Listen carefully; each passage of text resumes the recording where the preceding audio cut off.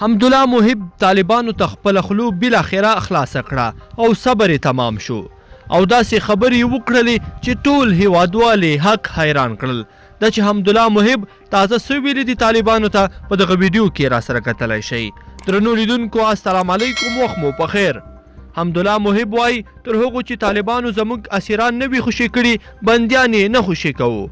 د ملي امنیت سلاکار ډاکټر حمدالله محب وایي موږ د طالبانو د پاتې 400 بندیانو له ډلې 80 تنه خوشي کړه، پاتې یې په دې شرط خوشي کیږي چې هغوی زموږ اسیران خوشي کړي. حمدالله محب زیاتوي له طالبانو سره د افغان حکومت یو شمیر کمانډو ځواکونه او پیلوټان اسیران دي او د هغوی را خوشي کول زموږ اساسي شرط دی. نوموړي د دغو کمانډو او پیلوټانو شمیر نه دی ښودلی، خو شرط یې ښودلی چې 380 تنه طالب بندیان به حکومت د دغو اسیرانو د خوشي کولو په بدل کې پرېږدي.